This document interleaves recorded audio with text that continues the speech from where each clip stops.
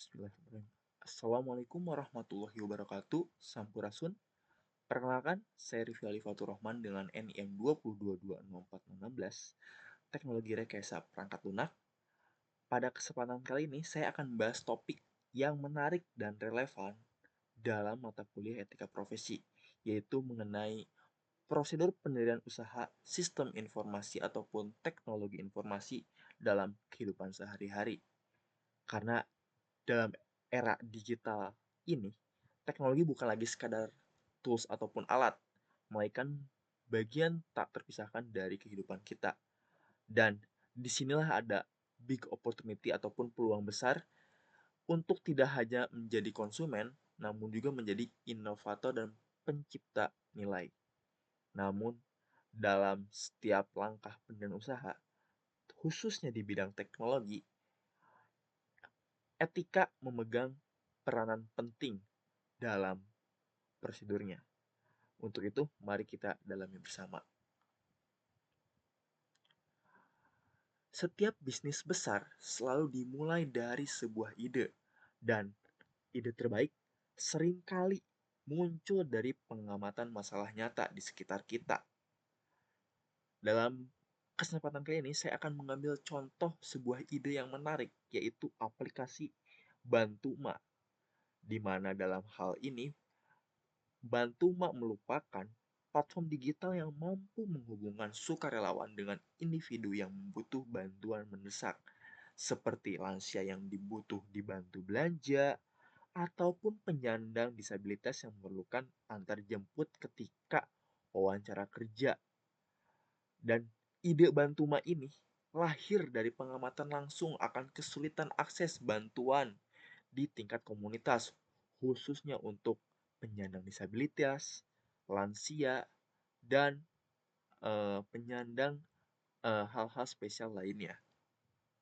Dan ini adalah contoh bagaimana identifikasi masalah nyata yang bisa menjadi dasar solusi teknologi yang inovatif, yang pada akhirnya memiliki potensi dampak sosial yang besar. Dan kita sebagai seorang entrepreneurship ataupun pebisnis, langkah awal ini sangat penting, di mana dalam hal ini kita tidak hanya mencari ide bagus, namun juga mencari masalah yang layak diselesaikan. Dan dari permasalahan tersebut, kita bisa memikirkan bagaimana teknologi bisa menjadi penghubung ataupun jembatan menuju solusi. Kita masuk ke slide kedua, yaitu mengenai legalitas usaha. Setelah ide kita matang, langkah selanjutnya adalah membangun fondasi yang kokoh secara hukum untuk lini usaha kita. Ini bukan sekedar formalitas, namun sebagai tameng ataupun perlindungan bagi kita dan kredibilitas di mata publik. Untuk usaha studi kasus tadi, yang pertama kita bisa dirikan badan hukum, yaitu usaha harus dipilihkan badan hukum yang tepat.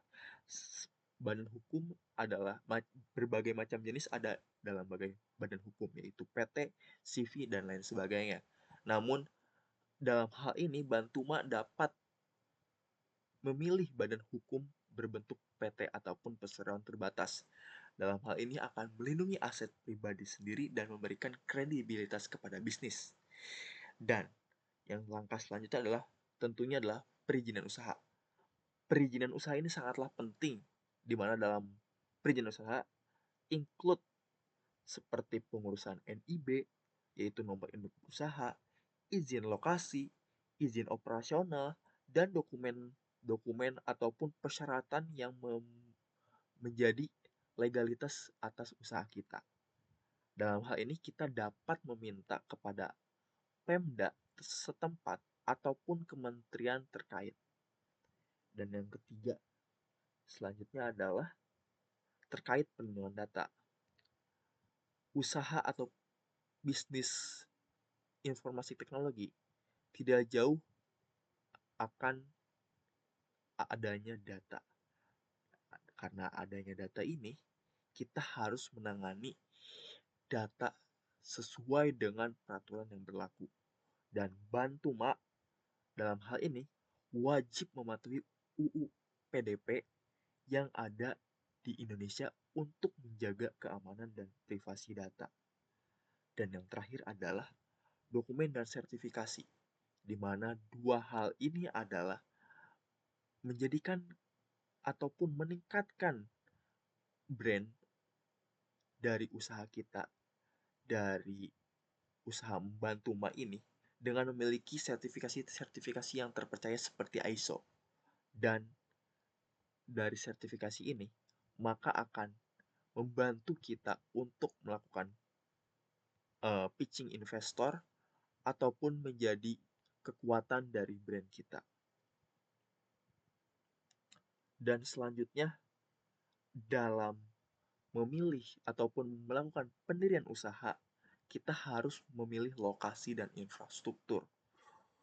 Untuk lokasi itu sendiri, kita dapat membandingkan kantor fisik ataupun virtual. Karena dari dunia IT ini dapat dilaksanakan secara remote, namun kolaborasi yang secara dinamis ataupun secara konstan terus-menerus. Dan kita bisa mendesain pro kontranya antara kantor fisik dan juga kantor virtual. Dan juga tidak lupa kita harus mempersiapkan infrastruktur teknologi informasi seperti hardware, software, dan juga jaringan.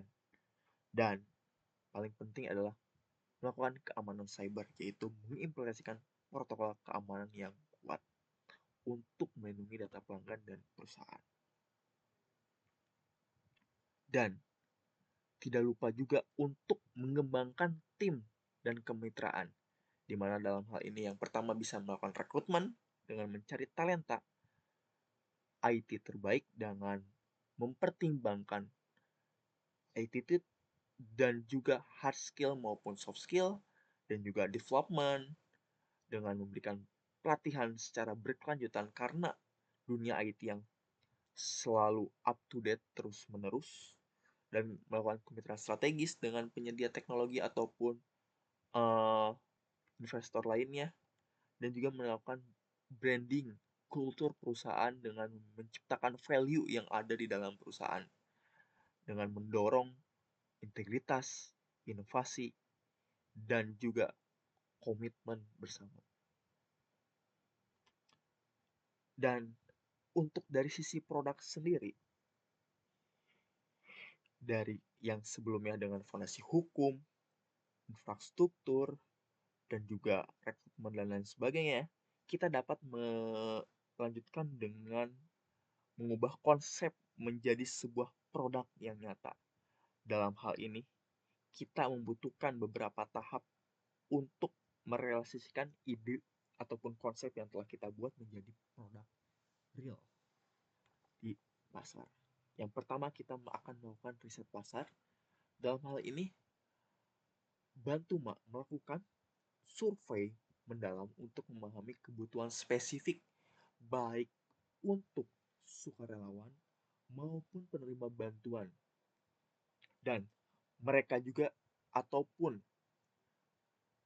lini usaha bantu ini melakukan survei ataupun analisis kompetitor jika ada, dengan memastikan, dengan tujuan memastikan bahwa produk yang dikembangkan ini benar-benar relevan dengan real problem.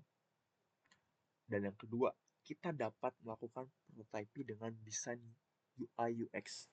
Dalam hal ini, kita dapat membuat prototype yang intuitif namun juga mudah digunakan untuk memastikan pengalaman ataupun kemudahan penggunaan bagi semua pengguna.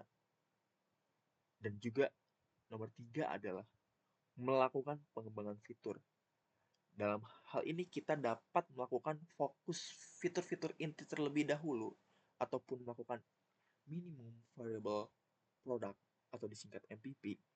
Seperti fitur inti untuk studi kasus Bantuma ini adalah pencarian skor relawan terdekat, sistem rating, dan juga fitur keamanan. Dan terkadang sebuah filosofi yang kita bisa sebut less is more seringkali lebih efektif dalam pengembangan bisnis kita ataupun bisnis, khususnya bisnis yang bergelut di bidang teknologi. Dan yang terakhir adalah melakukan pengujian beta, di mana dalam hal ini melibatkan komunitas kecil untuk first penguji, first pengujian, yaitu pengujian awal. Dan ini bukan hanya menguji dari sisi fungsionalitas, namun juga mengumpulkan feedback dari relawan maupun calon pengguna untuk dilakukan evaluasi ke depannya. Dan kita akan masuk ke bagian marketing, di mana produk yang hebat tanpa strategi pemasaran yang efektif ibarat eh, mutiara di dasar laut. Disinilah kita dapat membangun jembatan antara produk dan target audiens.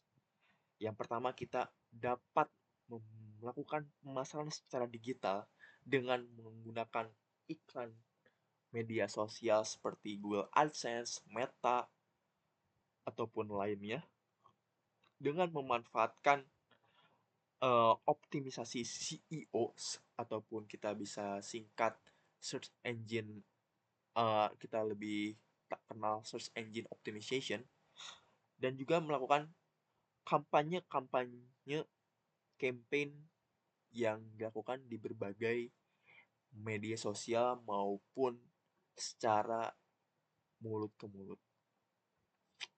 Yang kedua adalah menjalin kemitraan dengan komunitas. Dan ini strategi yang sangat relevan, di mana aplikasi Bantuma ini adalah aplikasi yang berbasis komunitas. Dengan hal ini, Bantuma dapat bekerjasama dengan NGO ataupun organisasi nirlaba lokal dan komunitas lansia untuk sosialisasi dan promosi aplikasi. Dan dari kementerian ini tidak hanya efektif untuk menjangkau pengguna, tetapi juga menunjukkan komitmen sosial dan membangun kepercayaan terhadap sebuah brand. Dan yang terakhir adalah mendorong user untuk memberikan ulasan positif, di mana dalam ulasan ini dapat membangun kepercayaan, balik lagi, dan juga meningkatkan visibilitas. Dan kita untuk memerhatikan etika yang baik, kita harus mendorong ulasan yang jujur. Jangan pernah menggunakan praktik tidak etis seperti membeli ulasan palsu, karena itu akan merusak reputasi secara jangka panjang. Dan selanjutnya, jika ketika sudah mengenai tahu konsep bisnis marketing kita, kita akan lanjut mengenai pendanaan dan sustainability dari segi bisnis. Karena setiap usaha membutuhkan modal, dan bagaimana kita mengelola modal serta merencanakan keberlanjutan adalah kunci dari suatu usaha. Yang pertama, kita mencari modal awal untuk mendirikan Bantuma ini. Dan founder Bantuma dapat memulai dengan dana pribadi ataupun pinjaman mikro untuk first development. Dan dalam hal ini bisa menunjukkan bahwa founder ataupun CEO dan stakeholder terkait komitmen dan keyakinan mereka pada ide atau konsep bisnis yang sudah dicanangkan. Dan yang kedua adalah melakukan angle atau pitching investor. Dalam hal ini kita dapat mengajukan permohonan hibah dari lembaga penggiat komunitas ataupun lembaga yang mendukung inovasi dan inovasi sosial yang berbasis teknologi. Karena dengan hibah itu sendiri yang berbasis karena usaha bisnis mas ini berbasis ataupun berorientasi berdampak sosial, ini merupakan jalur pendanaan yang relevan. Namun, tak menampik eh, pitching modal investor dari jenis lainnya seperti eh, penanaman modal ataupun sistem bagi hasil dengan investor. Dan yang ketiga adalah model monetisasi, di mana adalah Bantu Mak dapat menerapkan model premium dengan fitur dasar gratis dan fitur premium yang berbayar. Dan yang keempat adalah grant dan hibah, di mana dalam hal ini bisa yang seperti tadi di pitching investor dapat mengajukan hibah dari lembaga yang mendukung inovasi sosial dan teknologi. Perlu diingat, khususnya di tahap kedua terkait pitching investor, transparansi dan kejujuran adalah etika utama. Dengan menyajikan data yang akurat, proyeksi yang realistis, dan dengan tidak ataupun jangan pernah menyajikan hal yang tidak bisa dipenuhi, maka itu akan berdampak baik pada kestabilan bisnis jangka panjang. Dan selanjutnya mengenai pengelolaan operasional dan skalabilitas. Yang pertama, pengelolaan operasional, ngomong-ngomong mengenai pengelolaan operasional, setelah diluncurkan, pekerjaan ataupun prosedur dari bisnis tidak berhenti. Kita sebagai business owner ataupun pemangku kepentingan di dalam bisnis tersebut harus memastikan operasional berjalan lancar dan menyiapkan diri baik dari pribadi maupun perusahaan untuk growth ke depannya. Dan untuk hal itu ada beberapa urutannya, yaitu pertama, membangun tim dukungan pelanggan yang responsif sangat penting untuk membantu pengguna dan sukarelawan. Dukungan yang baik mencerminkan tanggung jawab kita terhadap pengguna dan membangun loyalitas. Selanjutnya, melakukan maintenance untuk sistem itu sendiri dengan tujuan untuk memastikan aplikasi berjalan lancar. Karena ini merupakan bagian dari tanggung jawab profesionalisme untuk menjaga kualitas layanan. Dan setelah sukses di satu kota, Bantu Mak dapat merencanakan ekspansi ke kota-kota lainnya dengan menyesuaikan diri dengan karakteristik-karakteristik lokal yang ada di daerah tersebut. Karena setiap daerah memiliki budaya ataupun eh, pendekatan yang berbeda dari setiap daerahnya. Dan pendekatan yang etis dapat memahami dan menghormati konteks budaya setempat. Dan yang terakhir adalah tentunya adalah berinovasi. Dunia teknologi terus bergerak dan sebagai pembisnis